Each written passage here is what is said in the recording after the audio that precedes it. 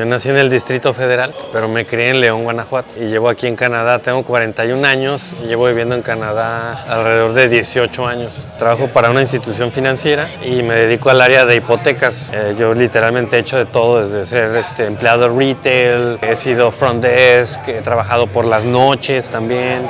En Jasper me tocó ser night audit de hoteles. He sido agente de viajes también, he sido lavaplatos, mesero, ya sabrás, ¿no? Housekeeping. Para decir de dónde es una persona, tienes que escuchar su acento. Yo puedo hablar inglés perfectamente, pero siempre voy a cargar con algo que me identifica con México, porque pues siempre voy a ser mexicano. Yo crecí siendo mexicano. Una casa dividida se cae. Todo esto se maneja a través de la identidad. Entonces, lo que yo diría de los mexicanos en el extranjero, como yo, como los chicanos, como los pochos, cualquier persona en esta situación como nosotros, es que no dejemos que nadie defina nuestra identidad. Para los mexicanos no somos mexicanos, para los gringos no somos gringos. Pero ¿qué es lo que somos realmente? Somos personas libres que podemos elegir nuestra identidad. En lugar de decir quién soy yo, mexicano o canadiense, mexicano o americano y qué hago aquí, qué puedo hacer para mejorar a México, Canadá o Estados Unidos, en lugar de eso hay que pensar, yo soy un ser humano, soy un ciudadano del mundo y qué puedo hacer para ayudar al mundo. Ok, mis valientes, bienvenidos a un nuevo episodio. Este episodio es súper especial porque estoy con un muy buen amigo mexicano. Ahorita él se va a presentar, solamente estoy muy emocionado porque se los va a presentar a ustedes. Lo conozco desde que me moví aquí a Canadá. Con ustedes, mi amigo Pablo, hermano. Mucho gusto. ¿Cómo estás? Mucho gusto a todos por allá. A ver, Pablo, hermano, estamos aquí echándonos unas bebidas. Si están en casa, pónganse cómodos porque esta plática les garantizo que se va a poner muy interesante. Pablo, hermano, cuéntame, a ver, para todos los que nos están viendo, dinos tu nombre y de dónde eres. Mi nombre es Pablo, yo soy de México. Yo nací en el Distrito Federal, pero me crié en León, Guanajuato. Y llevo aquí en Canadá, tengo 41 años y llevo viviendo en Canadá alrededor de 18 años, en varias partes de Canadá. He vivido en Alberta, en Jasper National Park, he vivido en Banff National Park, he vivido en Vancouver y Kelowna. Wow. Para todos los que una gran experiencia en nos Canadá. Están viendo, son lugares prime. Cuando ven ustedes las fotos en internet de los lugares bonitos de Canadá o el Canadá que se vende, son todos esos lugares: Banff, Jasper, Vancouver y Kelowna. De León, Guanajuato.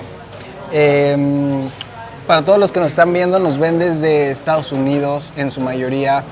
Muchos mexas que viven en Estados Unidos, muchos mexas que viven en México, pero sobre todo una comunidad de mexicanos en el extranjero, que quizás no son de León, Guanajuato.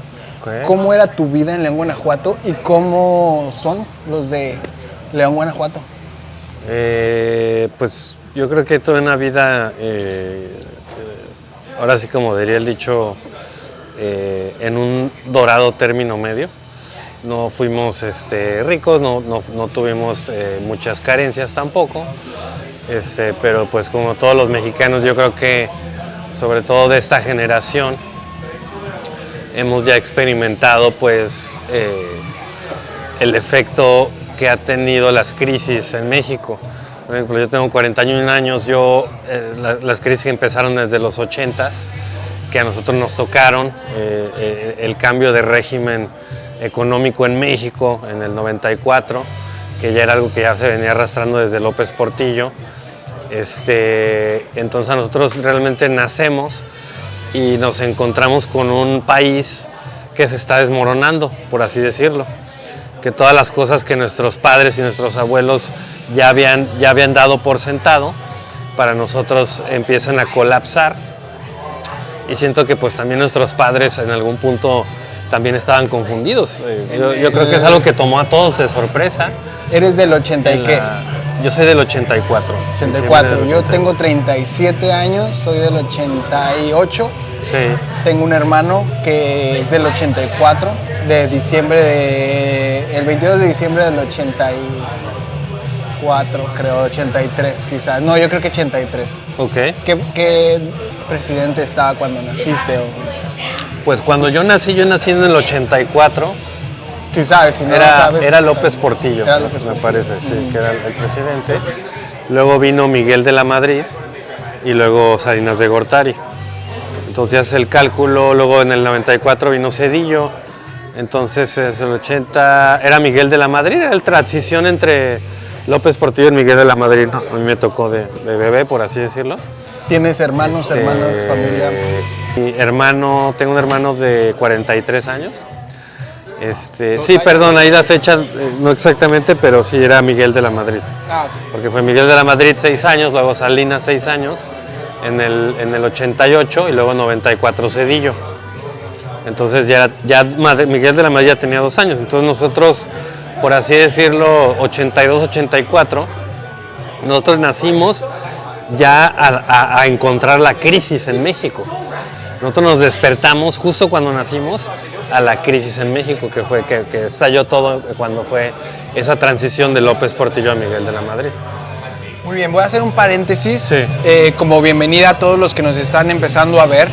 Este episodio, como ya vieron, va a estar cargado de historia, cultura, pero quiero saber ¿a qué te dedicas, Pablo, aquí en Canadá? Sí.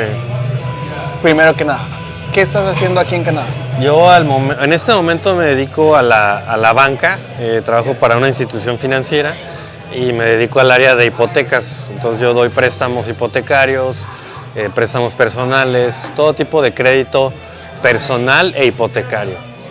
¿Qué estudiaste y en dónde? Yo estudié administración de empresas en México, me titulé de la UNIVA, pero en León, pero yo realmente siento que la carrera no es lo que te define en tu vida profesional, porque yo he hecho de todo. O sea, yo no empecé en la banca aquí en Canadá, yo literalmente he hecho de todo, desde ser empleado retail, he sido front desk, he trabajado por las noches también, night shifts, toda la noche. En Jasper me tocó ser night audit de hoteles. Ok, auditor nocturno en un hotel. En hoteles. Un amigo trabajó en Aguascalientes de auditor nocturno. Es pesado. Es pesado. Porque te cambia los horarios, pues, ¿no? Es pesado y te enseña, ¿no? Todo te enseña. Y bueno, he sido agente de viajes también. He sido lavaplatos, mesero, ya sabrás, ¿no? Housekeeping. He hecho de todo, ¿no? En diferentes puntos. ¿A los cuántos años te viniste aquí a Canadá? Tenía 23 años. 23 años, wow. Hace 18, 19 años ya. Wow, o sea, casi que te graduaste de la UNIVA y después te viniste. Sí, es que es a lo que iba. Yo en la carrera no siento que sirva mucho. Yo la verdad me gradué de la UNIVA por sacar el título nada más y tener algo, ¿no? Pero realmente yo no pienso, ni siquiera estoy orgulloso de decir que fue de la UNIVA, porque pues es sabido, ¿no? Que la UNIVA tiene una calidad muy mala. Realmente es una universidad, pues, digo, hasta cierto punto es una institución en Guadalajara, ¿no? Y se fue a León, pero en realidad el nivel educativo es extremadamente bajo. Yo saqué el título ahí todo por sacar algo y fue en 3 años y medio. Dije, vámonos rápido, 3 años y medio. Yo me gradué cuando tenía como 21 o 22. Dije, ya, ¿te viniste a los 2 años aquí en Canadá? No, estuve trabajando, me fui a Brasil. Estuve viviendo en Brasil, en Manaus, en la capital del estado amazónico. Estuve ahí como en un internship, como unos 8 meses. Y es un hotel que les recomiendo a todos si pueden ir o a quien sea que vaya, que es una experiencia fenomenal en la vida, es ir a la selva amazónica. Y donde trabajaba yo se llama Yuma Lodge. Y es un hotel que está en como le dicen, en la foresta inundada, que le dicen allá. Entonces realmente en la selva llegas a Manaus, que es la ciudad que se encuentra en la boca del Amazonas, adentro de Brasil. Y luego de ahí tomas cruzas el Amazonas en un barco, y luego tomas una combi, unas 3 horas, y te lleva a un bote, y ya el bote otras 3 horas y ya te lleva al hotel. Entonces es en el medio de la selva. Suena chingón. Y es una experiencia increíble. Es como estar en las montañas aquí en Canadá. Pero son de esas cosas que son tan amazónica. increíbles que las tienes que vivir algún día. Mi esposa fue a Iguazú. Las que es cascadas de en- Iguazú. Ajá, que es en Brasil. Es en el sur. Ajá, es en el sur, Es- con frontera con Chile, ¿no? O Argentina. No me acuerdo, pero Creo que sí, sí es, es con sí es frontera. No, yo estoy en la mera selva. En la- está en la mera selva. ya. Y una buena experiencia. Luego regresé a México porque eso era temporal, no me iba a quedar a vivir en la selva. Y fue una muy buena experiencia. Y luego llegué a México y empecé a trabajar en un fondo de inversión, ahí en Actinver. Un tiempito estuve, no mucho. En ese tiempo no era mi objetivo la estabilidad, sino era pues conocer, viajar, o sea, más experimentar. ¿Viajar por el mundo o viajar? No necesariamente, sino algo, ¿no? Como que no, como que un deseo como de no seguir el camino tradicional en el sentido de buscar siempre la seguridad, como muchos de mis compañeros conocidos que eligieron un camino más claro, más directo y encontraron muchos esa estabilidad, que a lo mejor yo la encuentro hasta ahora o hace no mucho, pero siento que lo que me ha enseñado y las experiencias que tuve y todo eso me han enriquecido mucho más a largo plazo de cualquier estabilidad que se podría tener ya ahorita. Que gracias a Dios ya tengo cierta estabilidad, ¿no? Claro. Eh, ¿En qué trabajabas aquí en Canadá? ¿Qué fueron tus primeros trabajos? Llegué de front desk de un hotel y luego me pasaron front desk night audit. Y luego ahí fue donde saqué mis papeles. Esto fue en el 2007, 2008. Estuve ahí 5 años. ¿Cuál fue tu estatus que te viniste acá a Canadá? Como ¿Turista? no, temporary work Como una permit. visa de trabajo. Una permiso de trabajo. La conseguiste desde México. Sí, desde México. En ese tiempo estaban entrevistando para muchos tipos de trabajos desde México, contrataban y pues apliqué y me vine para acá. ¿Cómo era tu inglés? Mi inglés era bueno porque yo tuve una educación bilingüe desde la primaria, pero nunca te esperas, ¿no? Tú piensas que sí, yo hablo inglés, ¿no? Porque entiendes las películas o estás en México y sabes bien inglés y aprendes inglés y ya piensas que sí sabes hablar Sí, inglés. es bien distinto ya Es cuando muy llegas distinto aquí. cuando llegas. Hay muchas cosas que Pero- perfeccionas aquí.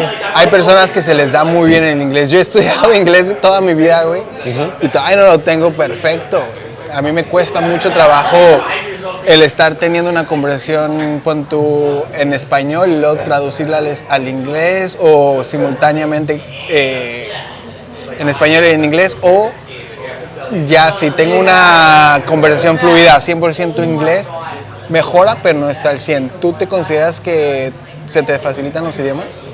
¿O el inglés? Pues siento que siempre me ha gustado, como siempre he encontrado valor en la comunicación efectiva, ¿no? La comunicación efectiva es 50% la forma y 50% el contenido. Es qué dices, cómo lo dices, para que sea un mensaje efectivo. Yo siempre he hecho énfasis en eso. Y el inglés pues es una lengua muy lógica, por así decirlo. Pues que es fácil encontrar, por ejemplo, un lenguaje técnico del inglés, por ejemplo, en el trabajo o en general. No es difícil aprender inglés. Siento que inglés es un idioma sencillo, en realidad. Y que sobre todo pues es la lengua común, ¿no? Del mundo. Entonces, como le decían, la lengua franca de la modernidad, de la actualidad. Entonces, pues es tan común y está permeado en todo. Entonces, realmente siento que todos sabemos inglés. Ahora, que sepas escuchar y hablar inglés fluidamente es diferente, pero eso se perfecciona llegando. Tienes ya exposición directamente a algo más coloquial y ya agudizas como tu oído y todo, pero en realidad pues es la lengua franca el inglés. ¿Cuánto ¿Cuánto tiempo estuviste en Banff No, ¿a qué ciudad llegaste primero? A Jasper. A Jasper. ¿Cuánto tiempo estuviste en Jasper? Espérame, déjame checo que esté todo bien. En Jasper estuve 5 años. 5 años. 5 ¿Y años. cómo fueron esos 5 años trabajando en Jasper? Bien, pues fueron pues años de dedicación al trabajo prácticamente. Y ¿Ahí qué hacías? Pero aprendí Era mucho ahí. el Aprendí front desk y el front desk y night audit. night audit. Y Aprendí mucho. para todos los que no conocen Jasper, ¿qué es lo que hay en Jasper? ¿Cómo es la vida de Jasper? Es un no resort, es un pueblo en las montañas, es un parque nacional que tiene poquitos habitantes, son creo que como 15,000 habitantes, y estás literalmente en medio de las montañas. Entonces pues tienes Las acceso montañas ahí a, rocosas, ¿no? Que le llaman. sí, claro, tienes Las acceso ahí altísimas. a todo lo que es de montaña, ¿no? Escalar, hiking, senderismo, esquí. Todas las actividades de montaña las tienes ahí a su máximo resplendor. Entonces es una experiencia muy enriquecedora ahí, estar ahí en las montañas. Yo pienso que las montañas, la gran enseñanza de las montañas no es que aprendas del exterior, sino que te enseñan tu propio límite, tu propia capacidad. O sea, las montañas te enseñan a conocerte a ti mismo. Y creo que eso es la gran enseñanza de las montañas. Que quien va a las montañas, pues al subir una montaña, tú encuentras tu propio ritmo, tu propio límite. Cada persona es diferente. Y eso te ayuda a conocerte a ti mismo, tus límites, tu mentalidad, todo. Entonces la montaña es un reflejo duro de ti, ¿no? Entonces es lo que a mí siento que me enseñó como cuáles eran mis límites, ¿no? Y aprender a vivir de una manera que los logres más, porque nosotros los seres humanos somos la especie que más puede caminar a distancia. O sea, somos los caminadores de distancia más exitosos de todo el reino animal. Por eso hemos emigrado a todo el mundo. Pero es eso, es el esfuerzo arduo y constante lo que nos lleva a desarrollar nuestro potencial. Y si tú vives en las montañas, pues constantemente tienes que estar ejercitando eso. Entonces es muy enriquecedor en materia del carácter, mental, hasta espiritual, podrías decir. Totalmente lo entiendo. A mí me encanta la naturaleza, me gusta mucho, pero sobre todo la montaña. Como bien sabes, un muy buen amigo en común me enseñó a escalar aquí en Canadá, escalar en roca, pero desde Aguascalientes. Me gustaba ir a un cerro, al Picacho, todos los fines de semana, inclusive en vacaciones. A mis hermanas y hermanos nos gustaba ir todos los días como forma de ejercicio, y como había muchos problemas en mi casa, yo creo que también era una válvula de escape para los 4. De forma terapéutica, eso mismo que dices, como conocernos más, utilizarlo como terapia, como desahogo. Pero también veo eso que dices de que la montaña te exige verte al espejo, porque obviamente puedes ir en compañía, pero aunque vayas acompañado de alguien, el esfuerzo físico llega un momento donde ya no puedes hablar y necesitas que concentrarte en una respiración, en una mentalidad. Exacto. Que no hay de otra. O subes más o te regresas. Y el objetivo obviamente es subir y ya después bajar. Pero todos esos momentos, esas repeticiones te van llevando como a un loop de meditación o de acompañamiento. Y ahí si traes mucha shit en la cabeza, lo vas a oler, lo vas a ver. Si traes mucha buena vibra en la cabeza, lo vas a ver. Entonces, totalmente de acuerdo. Sí. Y luego, ¿qué fue lo que te lleva de Jasper a Banff? Simplemente conocer otro lugar, moverme. Ya llevaba 5 años ahí, trabajé 5 años para la misma empresa. Ya tenía ganas de conocer más, de moverme, conocer más. De un cambio. De ¿Y un cuánto? cambio. Jasper y Banff están relativamente cerca, como ¿no? 3-4 horas. Yo no de conozco distancia. Jasper, me falta. Es como Banff, un poco más pequeño, el layout es diferente y desde que se quemó yo no he ido, entonces yo no sé cómo vaya a ser el nuevo Jasper, porque se quemó todo hace poco. Como 2 años, ¿no? Sí. Qué mal pedo. Y no sé cómo esté. ¿Se pero quemó mucho? Sí, se quemó mucho. Se quemó fue como el 60%, la mitad, sí. Qué cabrón. De un incendio se quemó. ¿Y en Banff? ¿Cómo es la vida en Banff? ¿Similar? Es similar, es una vida de montaña turística, los que viven ahí se dedican al turismo y los visitantes llegan. Es una vida turística 100%. Es como un surf town, pero en las montañas. De escalada, de senderismo. De esquí, en invierno principalmente esquí, snowboard en el invierno, todo eso. Y en el verano todo, es bici de montaña, hiking, climbing, bicicleta de todo tipo, de todo lo que te puedas imaginar hacer, canoas, Quien está ahí es para pasarla ice bien. climbing en invierno también, sí, es para hacer algo, es para hacer actividad física, deporte extremo. Esa es la gran diferencia de ir a un lugar de esos a comparación de una ciudad, que la gente que va a una ciudad va en busca de estatus, o sea, voy a ganar más, voy a hacer más, voy a tener más, va en busca de esa identidad, de ese estatus. A lugares como Jasper o Banff o parques nacionales en general, también en Estados Unidos, la gente va a experimentar, a generar experiencias, conocer gente, aprender a hacer cosas, en este caso contigo, físicas, más físicas, explorar esos límites físicos, pero a través de la exploración. No es lo mismo meterte en un gimnasio en la ciudad a explorar tus límites físicos que ir una vez a las montañas y tratar de subir una montaña. O sea, lo que te va a dejar en experiencia, en inspiración, hasta en ejercicio cardíaco, ¿no? Por el ritmo cardíaco. O sea, no es lo mismo meterte en un gimnasio o salir a la naturaleza para tu ritmo cardíaco. Entonces, todo eso es lo que te hace... atrae esos lugares. Atrae, ¿no? Esos lugares. Es como un lugar... es como... Lo difícil... Te conecta espiritualmente. Lo difícil dentro de mi... Bueno, ahorita ya está cambiando mucho porque pues mi tipo de negocio. Sí. Pero lo difícil muchas veces es el hacer negocio ahí o la sustentabilidad. ¿Cómo sustentar exacto. ese estilo de vida, ¿no? Exacto. ¿Cuánto duraste en Banff? 1 año. 1 año, entonces ya llevas más o menos 6 años. Durante ese periodo tuviste que estar renovando...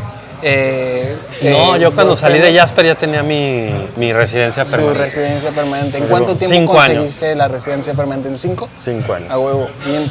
¿Lo hiciste tú solo o contrataste un abogado? En ese tiempo la empresa tenía un programa de nominación provincial. A huevo. Entonces, todo mediante todo la empresa. nominación provincial. No mames, bien, Sí. qué chido. 5 años. 5 años. Y luego, después de Banff, ¿qué siguió? Después de Banff estuve un tiempo en México. Luego me ¿Te fui regresaste a León? a León, estuve unos 6-8 meses. Ah, poquito. Y luego me regresé a Vancouver. Y luego en Vancouver estuve como 1 año y medio más o menos. ¿Qué hiciste allí en Vancouver? En Vancouver trabajaba para una empresa que se llama Cubic, que hacía las tarjetitas para el transporte público. Ah, huevo. Yo era supervisor de un call center ahí en Vancouver. Translink, ¿no? Es el... No, nosotros trabajamos para Translink. Ajá. Ah, Translink exacto. es el Cubic transporte. Transportation Systems. No sé si todavía esté, eso fue hace mucho. Y trabajé como 1 año y medio. Empecé en el call center y luego fui supervisor ahí de servicio al cliente. Y luego me regresé a México otra vez.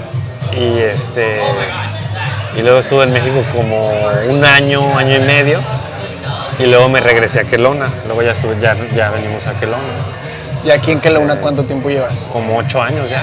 8 años, sí, pues sí, igual que nosotros. 8 años. Nosotros 9 vamos años. a cumplir... 8 años. Nosotros 7 años. Llegamos en el 2019. Nosotros llevamos 2017. Y aquí en 2017, un año más que nosotros. Sí. Y aquí, ¿en qué has trabajado? Aquí trabajé vendiendo sistemas de cable, luego estuve trabajando era agente de viajes y luego ya en el banco. Empecé en el banco hace 5 años, ya 6 años casi. ¿Y cómo se te ha hecho tu trabajo en el banco? Bien, pues es un trabajo estable, ¿no? Tiene sus ventajas trabajar para una institución financiera, pero pues también es un trabajo a veces monótono, ¿no? A veces, pues sí, no es un trabajo que dé mucho significado, por así decirlo. Me gusta lo que hago y todo, pero no es como que yo pienso que nadie nace y dice yo quiero ser ejecutivo de hipotecas, ¿no? Pues es algo como que simplemente encuentras y lo haces por un tiempo. No es mi plan tampoco permanecer ahí por mucho más tiempo.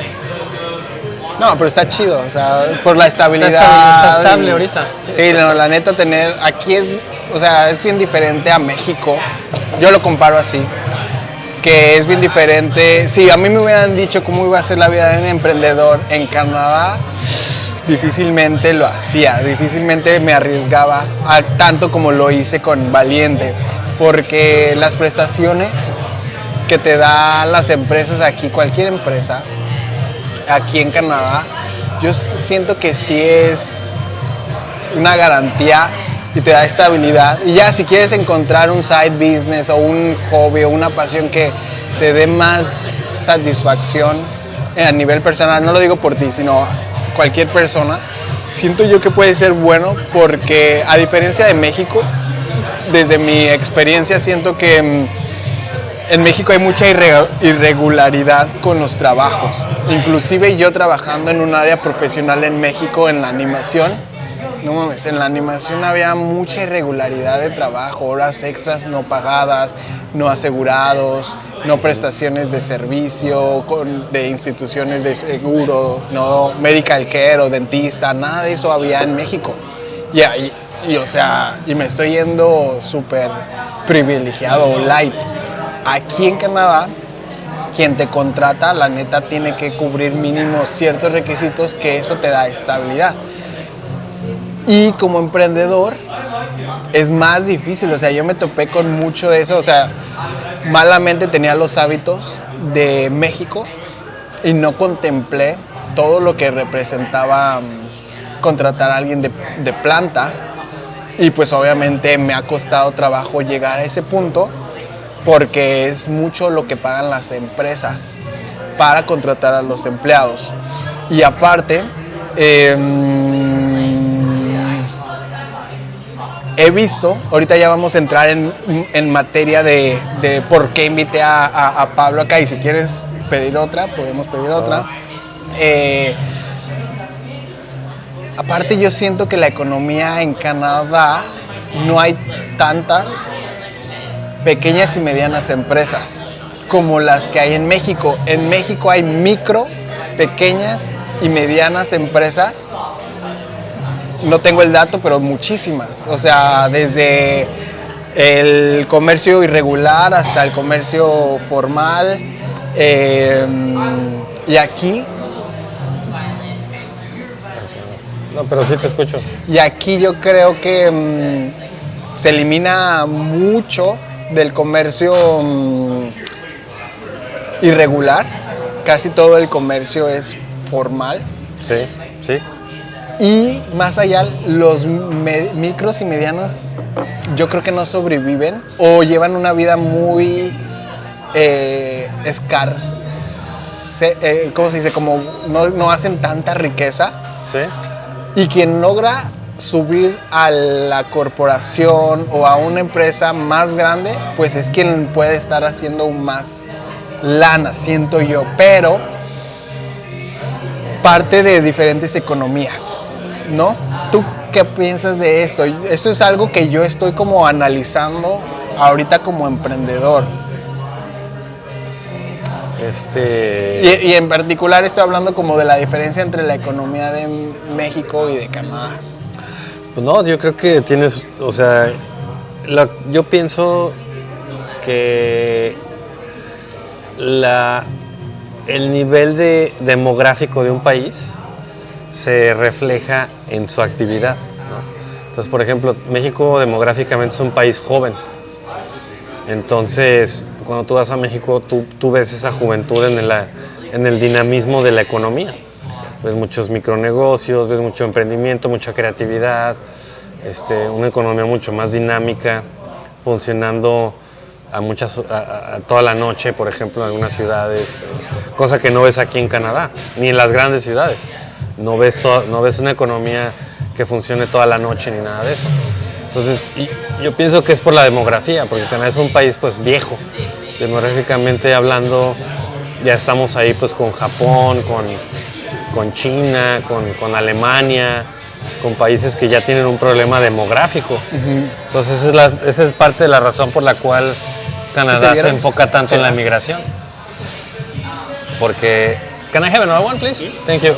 For me too. Yes. Gracias. Awesome. Thank you. Canadá se enfoca mucho en la migración por eso también, porque económicamente no hay forma de suplir ese crecimiento demográfico tan fácil. Entonces tienen que acudirse a la migración para tratar de complementarlo.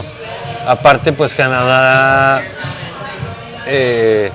precisamente como tenemos una geritocracia, es decir, que es un gobierno de los viejos, por así decirlo, para los viejos de los viejos. Hay muchas políticas públicas en Canadá en los últimos 50 años que han sido enfocadas al beneficio de solamente un estrato demográfico del país, que son los baby boomers, ahorita los viejos, los mayores de 60 a 65 años.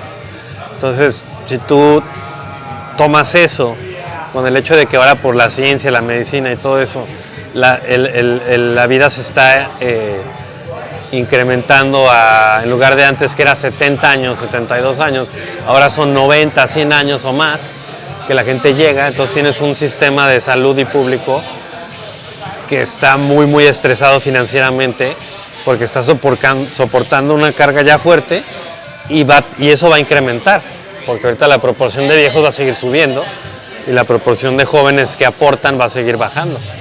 Entonces todos los países como Canadá, Japón, China, Alemania, países que tienen este problema, en los próximos 20 años se va a agudizar el problema. Y es parte de todo, o sea, es parte del ciclo de la vida de todo, ¿no? Parte del ciclo de vida de los países, de las personas. La historia, por ejemplo, es bien interesante. Thank you. Gracias.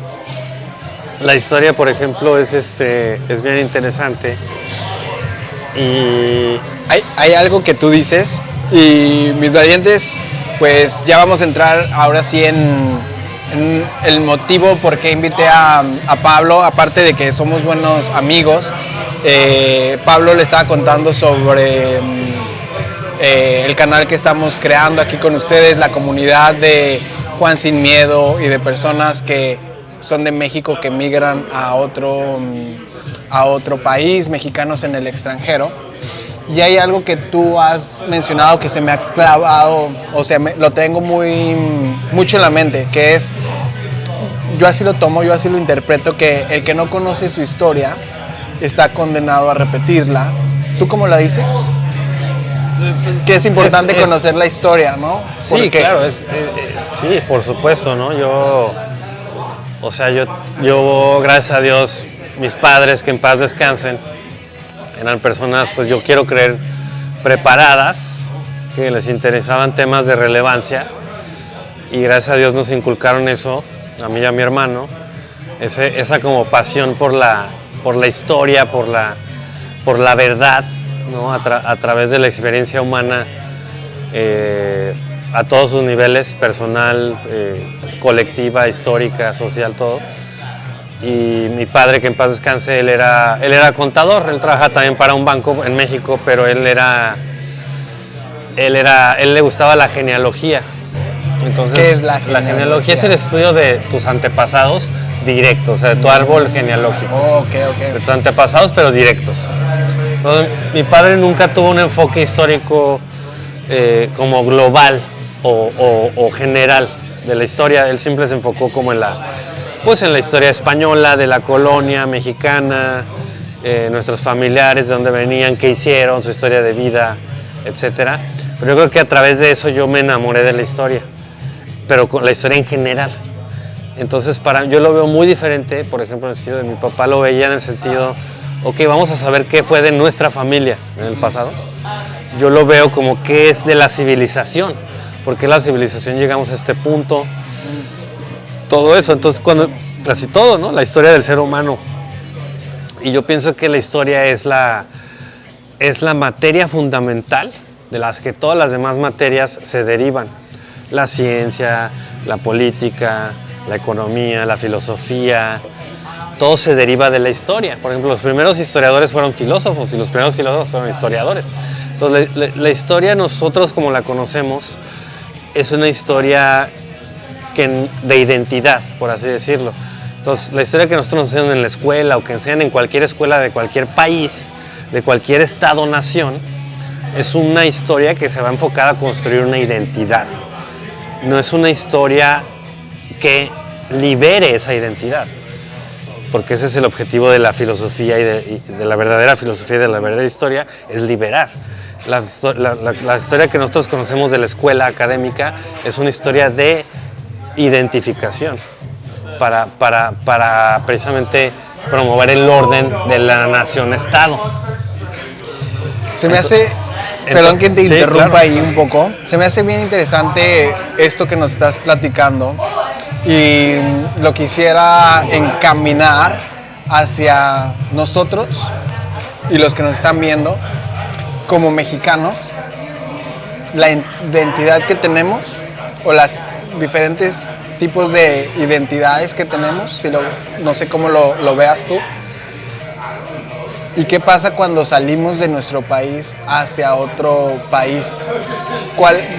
Tú como mexicano viviendo en el extranjero, ahora ya como ciudadano canadiense, ¿qué pasa? Y ahora tú teniendo una familia con hijos o hija en el extranjero, esto que hablas de la identidad, de la historia, ¿cuál es tu percepción de tu identidad como mexicano?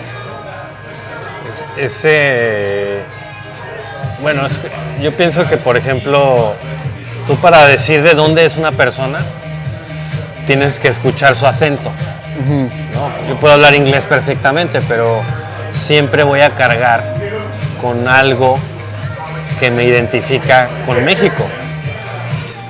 Porque pues siempre voy a ser mexicano. Yo crecí siendo mexicano y los primeros años de formación pues generan como los surcos importantes en tu cerebro que no puedes modificar nunca.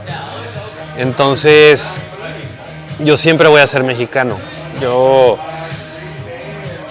no es que me sienta orgulloso de ser mexicano, ni tampoco avergonzado. No estoy fuera de ese espectro de identificación. Mi formación fue como mexicano. En algún momento ya me convertí en canadiense. Tampoco me considero canadiense.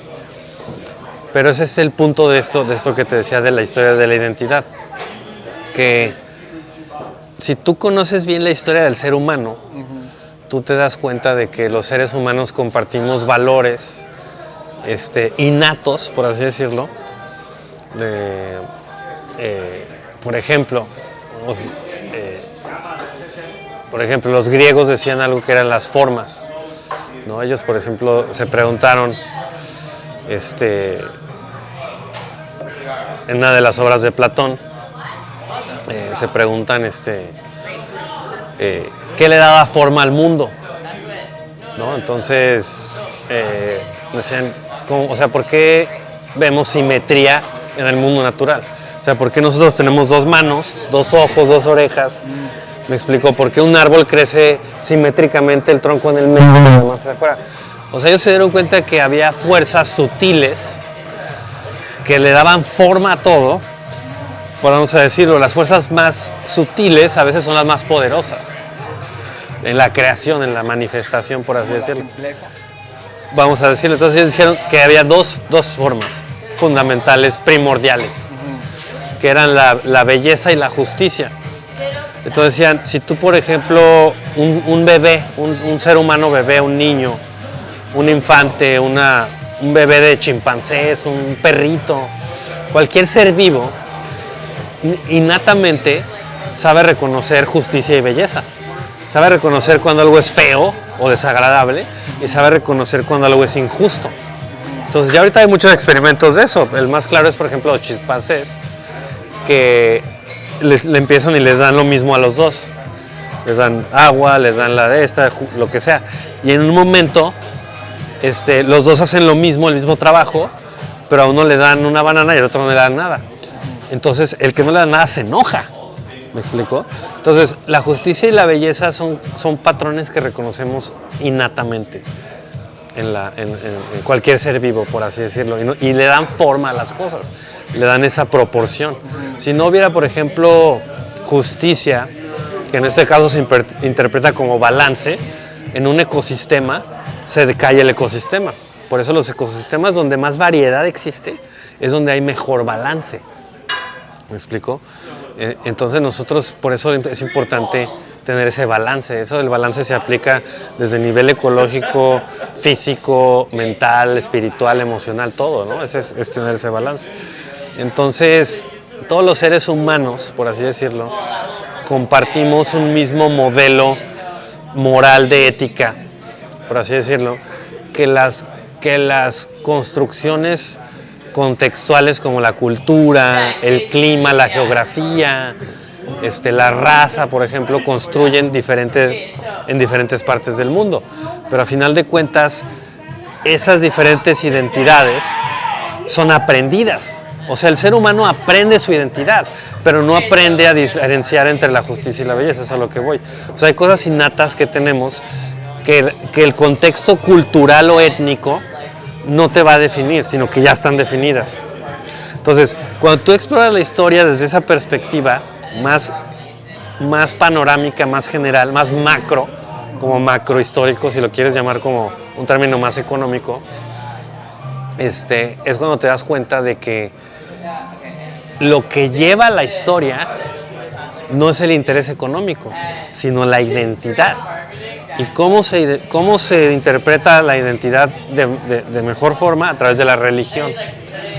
Por ejemplo, entonces, vamos a poner el ejemplo de 2 aldeas en el Neolítico. Entonces, vamos a poner el ejemplo para que se entienda esto de la identidad. En una época donde los seres humanos estaban casi extintos, o sea, no había mucha población, donde tenían que realmente esforzarse para sobrevivir, y aún así había conflictos entre diferentes tribus. No, entonces, la teoría de que las guerras y la historia es por interés económico, tierra, recursos, mujeres en algún punto de la historia también, etcétera, recursos, eso es lo que lleva a la historia. Entonces, por ejemplo, las 2 aldeas, ¿no? Tienen bastante espacio, bastantes recursos. No es por recursos, es por estatus, es por identidad. Entonces, el ser humano no se rige a través del interés económico, se rige a través de la identidad. Y en base a esa identidad busca ese interés económico.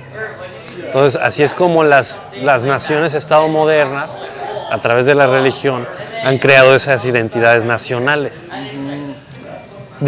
Es para dividir y controlar, es un principio de división y control, pero ya tan pragmatizado, ya tan normal, que ya es más sutil, es como una fuerza sutil que dicta esa identidad. ¿Sí me explico? O sea, sí te sigo totalmente. Igual y hasta no sutil, sino más evidente. Claro, quizás es deliberada. más evidente. Sí. Y quizás ya tenemos más conocimiento de estos temas. Sí. En la actualidad muchas personas, unas más que otras, que igual en el Neolítico. Claro. A lo que voy yo también, ahorita que me estás diciendo, o sea, todo esto me está sirviendo porque gracias a lo que estoy creando en Juan Sin Miedo, que la comunidad que se está sumando a este proyecto de Juan Sin Miedo, los comentarios que nos están llegando, todos los días. Sí. Habla mucho de la identidad del mexicano. Sí. Y son cosas que yo no me lo esperaba y cosas que me están interesando cada vez más. Porque esto de la división, del control, lo estoy viendo reflejado en los comentarios. Sí. Mexicanos, a ver, corrígeme o dime tu punto de vista. A lo que yo estoy aprendiendo quizás ahorita con todo esto que estamos haciendo es, el mexicano o ser mexicano puede ser una identidad, puede ser una nacionalidad, puede ser una ubicación política. Por ejemplo, los hijos de mexicanos que nacen en el extranjero, de padres mexicanos, obtienen la nacionalidad mexicana directamente. Sí. Solamente tienen que registrarlo, como cuando van al registro civil a registrar a sus hijos. En México lo tienen que registrar Sí. en el consulado o en México, pero se tiene que registrar. Los hijos de mexicanos nacidos en el extranjero no deben de hacer un examen, no tienen que pasar por una naturalización, no tienen que cantar el himno. Y hay muchos mexicanos que dicen no van a ser mexicanos, no son mexicanos, y aunque tengan pasaporte mexicano, no van a ser mexicanos. Estamos hablando de esto que tú estás compartiéndonos, de una identidad y de una división de ideologías impuestas o adquiridas por X o Y razón. Claro. Pero los hechos para mí, yo, Juan Sin Miedo, es sí son mexicanos, sí tienen la nacionalidad mexicana y que quizás son incultos de ciertas cosas de la cultura mexicana, pero pueden ser más cultos de ciertas cosas de la cultura mexicana que otro mexicano, porque existen muchas, o sea, el mexicano es muy diferente de Monterrey que de Aguascalientes, que de Veracruz. Hay una gran variedad de culturas indígenas. El chilango es mexicano. Y lo que yo estoy descubriendo, y quiero saber tu punto de vista, es el chicano, hijo de padres mexicanos, es mexicano. Y el pocho, hijo de padres mexicanos, es mexicano. Puede tener la nacionalidad, tiene la nacionalidad mexicana, puede tener el pasaporte. Y pese a lo que pese, es mexicano. ¿Tú qué opinas de este tema? Pues es que yo pienso que es ¿cómo te diré? El problema, pienso yo también, de por qué México no ha podido llegar a ser, como se diría, un país más estable, un país con una dirección más clara. Mau me acaba de decir muy similar a lo que es precisamente porque no hay una identidad clara. ¿Me explico? Y quizás... Es eso, es que nadie en México dice, ¿qué es ser mexicano? Bueno, para ti es ser una cosa, para ti es otra cosa, para mí es otra cosa. Pero nadie está de acuerdo en una sola cosa que signifique ser mexicano. Y quizás nos falta eso, el respetar que hay diferentes tipos de identidades mexicanas. Sí, es parte Quizás, de eso. Y por ejemplo, lo que me está interesando mucho de este tema es de que cada vez hay más mexicanos en el extranjero, adquiriendo estilos de vida diferentes, sin embargo con el mismo patriotismo, con la misma identidad mexicana y orgullo mexicano que los mexicanos que siguen viviendo en México, y que podemos hacer puentes, podemos hacer conexiones desde identidad, desde negocios, desde política, los que estamos viviendo en el extranjero y los que están viviendo en México. Y algo que pasa aquí, por ejemplo, en Canadá, que estoy aprendiendo que los mexicanos yo al menos no tenía esa noción. Aquí yo, por ejemplo, entrevisté a una chica que trabaja en la ciudad de Kelowna, que nació en Toronto. Pero les estoy preguntando, hola, ¿de dónde eres? Hey, how's it going? What is your name? And where are you from? Ella me dijo, I'm from... Ay, se me fue el pinche país. I'm from... ¿De qué continente? Se me fue el puto país, güey. Es que acaban de estar en guerra y se vinieron aquí como refugiados. Ucrania. Ucraniana. Me dijo, I'm from Ukraine, sí. But I was born in Toronto. Soy de Ucrania, pero sí. Nací en Toronto. Voy a repetir otra vez porque quiero que se entienda bien lo que estoy diciendo o comunicar bien lo que estoy diciendo. Ella me dijo, soy de Ucrania, pero nací en Toronto. Y eso se me quedó muy grabado, güey.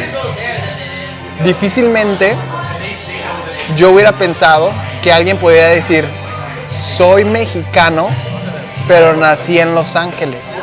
Soy mexicano, pero nací en Toronto. Soy mexicano, pero nací en Chicago. Ella lo que está haciendo es comunicando lo que tu papá estudiaba, su ascendencia. Su ascendencia. Y creo que es momento de que en México podamos tener esta conversación. O sea, los chicanos, los pochos, los no sabo kids, nosotros, Diego me acaba de decir en tu cumpleaños, es que nosotros ya somos ese tío. Es que nuestros hijos ya van a ser esos pochos. Es que nosotros ya van a ser esos chicanos. O no sé cómo se les llame aquí en Canadá, pero ya van a ser esas segundas generaciones de mexicanos o primeras generaciones aquí en Canadá. Y así miles, güey. Así hay muchos que nos están viendo, que están pasando por eso. Y que yo apenas me estoy enterando de que hay una ucraniana que dice, soy de Ucrania, que nació en Toronto, güey. Y no es fortuito que esto esté haciendo tanto ruido. Acabo de ver un clip de Eiza González, una actriz que está haciendo muchas películas en México, sí. Que ella de forma sarcástica, crítica, dice, es que ustedes los americanos o ustedes la gente de Estados Unidos tiene esto de... recuerdo bien lo que está diciendo. Tiene esto de decir... soy y dicen de sus ancestros o de sus, perdón, se me fue la palabra, de su genealogía. Ancestros. Ajá, de su genealogía. Nosotros en México somos de México, pero creo que ella lo habla desde un lugar donde todavía no experimenta ese rechazo de otros mexicanos diciendo que no eres mexicano. Y eso es a donde yo voy. Creo que sí debe de haber diálogo en estos temas porque se me hace un arma que es contra de nosotros mismos o contra los mismos mexicanos que digan, ese güey no es mexicano porque nació en Los Ángeles. Y lo más cabrón es que muchos de los que nos están viendo están diciendo, güey, me dicen que no soy de Estados Unidos, me quieren echar del país y los mexicanos no me quieren en ese país. Está cabrón. Sí, claro. Y nos divide, nos segmenta, nos polariza, ¿no? Que es mucho de lo que estás diciendo y es un tema súper actual que ahorita está pasando, ¿no? Pues sí, es que a final de cuentas, desde el punto de vista de la identidad, todos los países del continente americano compartimos esa misma historia. Desde Canadá hasta Chile, ¿no? Todos los países del continente americano compartimos una historia de colonización y de una integración étnica entre varios grupos. Entonces nosotros nosotros, ningún grupo étnico y cultural en todo el continente puede decir que tiene esa continuidad cultural de identificación como tienen otras culturas que llevan mucho tiempo siendo iguales y cohesivas, vamos a llamarle en algunas partes de China, Japón, Alemania, que son países que han tenido una cohesión cultural por más de 1000 años, 2000 años, más. Entonces nosotros no somos así, nosotros, todo el continente americano es una mezcla de culturas y de identidades. Entonces, por muchos años esa fue nuestra fortaleza, de que podíamos tener varias opiniones, varias culturas, varias gentes trabajando para un fin, todo bajo un marco legal, republicano y constitucional, al menos si no republicano constitucional, en toda América. Entonces, ahora que estamos en una era en donde ya hay una rivalidad más estratégica con otros ejes del mundo, ¿qué es lo que pasa? Que todas estas ventajas que teníamos se están transformando en debilidades y en amenazas. ¿Por qué? Porque antes la identidad se basaba en tu identidad republicana, es decir, en los valores de tolerancia, convivencia, cooperación, todo eso que hizo grande a los países de América, a Estados Unidos, Canadá, otros países de Latinoamérica también en algún punto, esa convivencia, ¿no? Esa aceptación de las culturas, pero eso te ha transformado en una amenaza y una debilidad, porque ahora con la tecnología se ha hecho esta división de identidades y de perfiles muy efectivamente. Entonces ahora cada perfil tiene su propio canal de información. Entonces todo esto que nos unía antes ahora nos está separando, porque ahora toda la tecnología apunta a precisamente esas divisiones. Es más, vende más lo que divide a lo que une. Pero, ¿sí me explico? ¿cómo Da andas, más clics. ¿cómo andas de tiempo? Yo creo que no tanto. No, porque ¿Tú di cuánto? unos 10 minutos. 10 minutos de qué. Como ya tenemos 10 minutos. Pero yo podemos creo que... seguir otro día. Sí. Vamos a dividir este En dos. episodio en dos. Órale, va. Pero, por ejemplo, quisiera ir concluyendo este episodio con esto que estás diciendo. Yo Entonces, siento... déjame terminar la idea Okay. de la identidad. Okay. Todo lo puedes editar. Bueno, déjame te Ok, contesto va. esto. Sí. Yo siento que el medio cambia. El medio está cambiando. Que el medio ahorita, por ejemplo, son las redes sociales, la inteligencia artificial. Pero esta segmentación, esta segregación, este conflicto de identidades, estas guerras, estos conflictos geopolíticos, socioeconómicos, han existido desde el inicio de la humanidad. Yo siento. ¿Tú qué opinas de eso? Es que va más bien por por ejemplo, ahorita que escuchas mucho de TikTok, ¿no? De todo esto que en Estados Unidos lo quisieron banear y ahora lo vendieron, prácticamente se lo tuvieron que vender a Oracle, TikTok. ¿Por qué?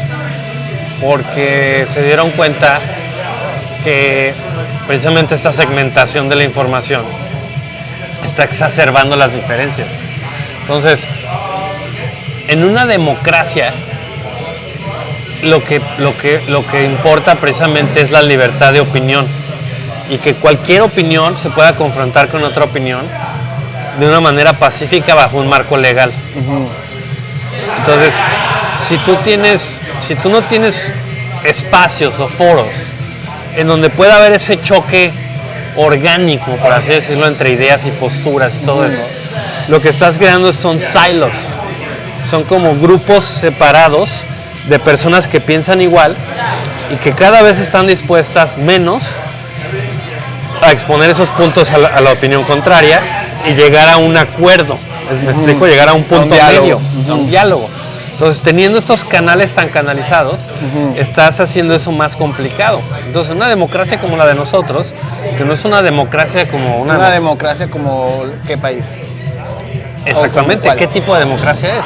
No, pero ¿a cuál te refieres?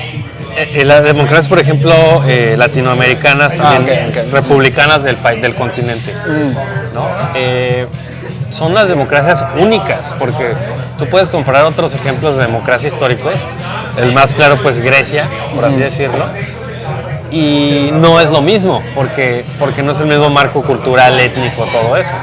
Entonces nuestro tipo de democracia, para nuestro tipo de democracia, ese valor de la libertad de expresión es todavía más fundamental que en otras democracias del pasado, porque con todas las diferencias que existen, debe de haber ese marco sólido legal en que pueda permitir a las personas intercambiar ideas sin violencia y llegar a acuerdos y a un punto medio. Mediante el diálogo. Mediante el diálogo. Entonces, inclusive a nivel parlamentario, ya es muy difícil que dialoguen cívicamente. Unos se demonizan a otros. O sea, la división ya llegó a tal grado de que la gente ya no está dispuesta a dialogar con el otro, ya es puro ataque. Ya no es un diálogo. Ya es mi postura y tu postura y ya no es un diálogo, ya es quien presenta su postura mejor. Entonces, eso destruye a los países. Por ejemplo, ¿quién fue el que dijo famosamente? No me acuerdo si Jefferson o Lincoln, pero es muy famoso el dicho que dice: una casa dividida se cae. Entonces es eso, todo esto se maneja a través de la identidad. Entonces lo que yo diría de los mexicanos en el extranjero, como yo, como los chicanos, como los pochos, cualquier persona en esta situación como nosotros, es que no dejemos que nadie defina nuestra identidad. ¿Me explicó por qué? Porque para los mexicanos no somos mexicanos, para los gringos no somos gringos. Pero ¿qué es lo que somos realmente? Somos personas libres que podemos elegir nuestra identidad. Ese es el gran mensaje. Que a final de cuentas, ¿cómo se elige una identidad? Pues cómo estar alineado con tus valores innatos. ¿Sí me explicó? No solo a nivel moral, sino a nivel también de qué es lo que tú realmente quieres ser. ¿A qué te quieres dedicar? ¿Cómo quieres pensar? ¿Qué quieres representar? ¿Qué símbolos quieres representar? Entonces, tú eliges la identidad. Ese es el problema. No dejes o no hay que dejar que nadie defina tu identidad. Totalmente. Y a eso le sumaría, me encanta eso que estás diciendo, me gusta lo que estás diciendo, porque somos personas libres. Y ahorita yo, con mi experiencia de emigrar a otro país, eso es lo que puedo decirles a los mexicanos también. No es como invitación, no es exhortación, es simplemente algo que simplemente está. Como mexicanos tenemos la opción y la libertad de elegir dónde queremos vivir. También, exacto. Dónde queremos estar. Obviamente, muchos no tienen los recursos, no tienen la educación, no tienen las facilidades iguales que a otros. Sin embargo, existen algunas opciones que te ayudan a emigrar a otro país. Y ya estando en esa, si yo le quisiera dar un consejo a mi yo anterior, sería: evalúa todas las opciones, todos los países, estudia o analiza mucho, o un poco por lo menos, de la economía, la política, los estilos de vida, las ideologías, la identidad y la cultura de ese país. Déjame a lo que quería llegar a esto, de la identidad. No solo el hecho de decir no aceptes una identidad que tú no formas, o no dejes que te pongan una identidad, sino vamos, por ejemplo, otra vez a la filosofía, a la historia. Diógenes de Sinope, que fue el padre de la escuela cínica de filosofía, un filósofo presocrático, muy famoso por su encuentro con Alejandro Magno, que Alejandro Magno, en su época de resplendor, Diógenes era famoso, era un filósofo famoso. Entonces, una vez Alejandro Magno estaba ahí por el vecindario, por así decirlo, y quería conocer a Diógenes. Entonces va Alejandro Magno y va con Diógenes y le dice, ¿qué puedo hacer por ti? Le dice Alejandro a Diógenes. Y Diógenes lo ve y nada más le dice, muévete que me tapas el sol. Entonces, ¿qué significa? Que el hombre más poderoso del mundo te está diciendo, ¿qué puedo hacer por ti? Y tú vives tu vida con una tal satisfacción en sentidos y sin tener extrema riqueza material ni nada. Simplemente, muévete que me tapas la luz, no necesito nada de ti. Entonces, es ese cinismo, pero en el buen sentido de la vida, de desechar lo que no nos sirve para vivir felices y plenos. Todo eso es exceso. Entonces, a lo que voy con todo esto es que el Diógenes creó un concepto que se llama el ciudadano del mundo, que hay mucha información acerca de eso. Que ser ciudadano del mundo es reconocer que todos los seres humanos, no importa el credo, no importa la cultura, la raza, la etnia, nada importa, sino los valores innatos morales que todos tenemos. Es lo que hablamos de la justicia y la belleza. Todos los seres humanos podemos distinguir algo que es justo y algo que es bello, o algo que es injusto y algo que es feo.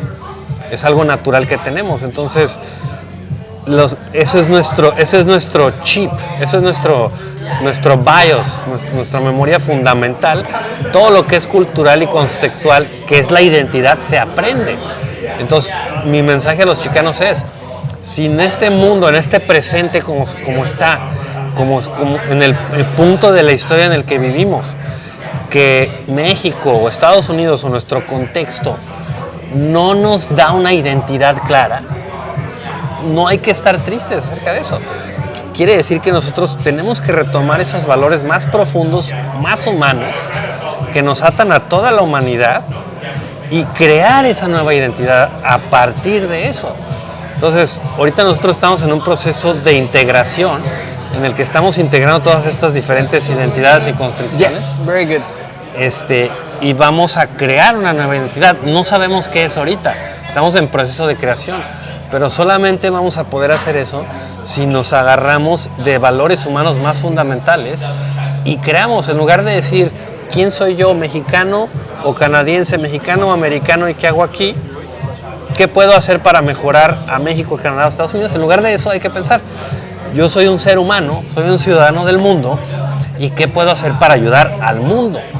Y a través de eso vamos a construir alguna identidad más alineada con nuestra humanidad, con nuestra propia naturaleza. Ahorita estamos en un periodo histórico en el que desgraciadamente no se nos da no tenemos una identidad clara. Estamos como en ese limbo de la identidad.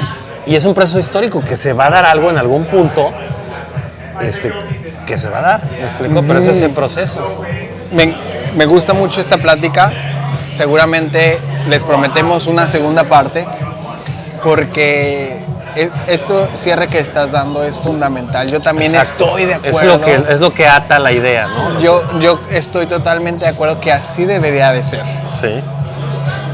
Sin embargo, la realidad no va por ahí, en el sentido de que le sumas el factor. Así voy a cerrar. Es algo que traigo en mente y algo que me estoy dando cuenta que quizás ya está muy dicho. Lo escuché desde mis papás, familia, en las noticias o entre amigos. El punto es, el tema es que los gobiernos, los países como estructuras gubernamentales, sí tienen esta parte. Y yo ahorita estoy redescubriendo o poniendo ojo qué tanto los gobiernos son negocios, qué tanto los gobiernos o los gobernantes tienen nexos, lazos con instituciones empresariales